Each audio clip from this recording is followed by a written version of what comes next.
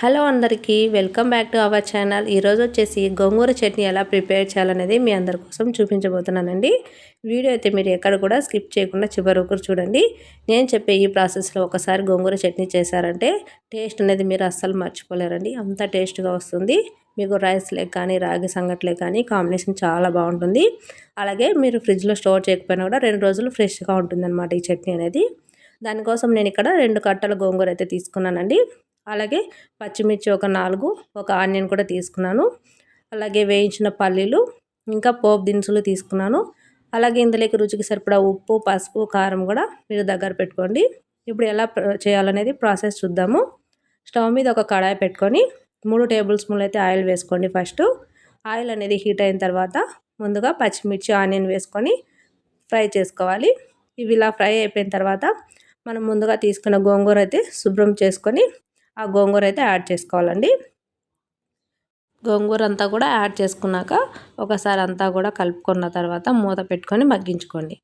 గోంగూర అనేది మనకు త్వరగానే మగ్గిపోతుంది. ఒక 2-3 నిమిషాల కల్లా మెత్తగా మగ్గిపోతుంది.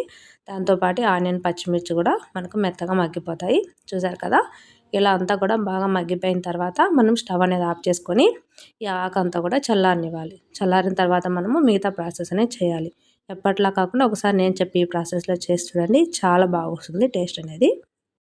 ఇప్పుడు మనం ఒక మిక్సీ జార్ తీసుకొని వేయించిన పల్లీలు అందులో వేసుకొని మెత్తగా గ్రైండ్ చేసుకోండి. ఇలా గ్రైండ్ చేసుకున్నాక ఇందులోనే మనము ఉడికించుకున్న గోంగూర అంతా కూడా వేసుకోండి. వేసుకున్నాక ఇందులోనే మనము రుచికి సరిపడా ఉప్పుని, అలాగే కొద్దిగా పసుపుని, ఇక్కడ కొద్దిగా కారం కూడా యాడ్ చేసుకుంటున్నాను. పచ్చిమిర్చి యాడ్ చేసుకున్నాను కాబట్టి కారం కొంచెం తక్కువగా యాడ్ చేసుకున్నాను. యాడ్ చేసుకున్నాక ఇలా కచ్చాపచ్చగా గ్రైండ్ చేసుకోవాలి. మరి మెత్తగా కాకుండా ఇలా కచ్చాపచ్చగా గ్రైండ్ చేసుకోండి. ఒకవేళ మీరు దగ్గర రోలు ఉంటే రోట్లో నూరుకున్నారంటే ఇంకా బాగా వస్తుంది టేస్ట్ అనేది. సో ఇలా మనం మిక్సీ పట్టుకున్న తర్వాత మనం పోపు పెట్టేసుకోవడమే. పోపు కోసం ఇక్కడ ఆయిల్ తీసుకున్నాక ఆవాలు, జీలకర్ర, పచ్చిశనగపప్పు, అలాగే వెల్లిపాయ, ఎండుమిర్చి, కరివేపాకు కూడా యాడ్ చేసుకోండి. ఇవి వేగిన తర్వాత ఆనియన్స్ కూడా వేసుకోండి. ఒక ఆనియన్ కట్ చేసి వేసుకున్నాను. సో ఇలా ఆనియన్స్ వేసుకోవడం వల్ల మనకి గోంగూర చట్నీ ఇంకా టేస్ట్ అనేది బాగా వస్తుందండి. చట్నీ తినేటప్పుడు ఆనియన్ కూడా మనకి మధ్య మధ్యలో తగులుతూ ఉంటే టేస్ట్ అనేది చాలా బాగుంటుంది. ఆనియన్ కూడా మనకు బాగా ఫ్రై అయిన తర్వాత ముందుగా మనము మిక్సీ పట్టుకున్న గోంగూర చట్నీ అంతా కూడా వేసుకోవాలి. వేసుకొని 1 నిమిషం పాటు మనము కలుపుకున్న తర్వాత స్టవ్ ఆఫ్ చేసుకోవాలి.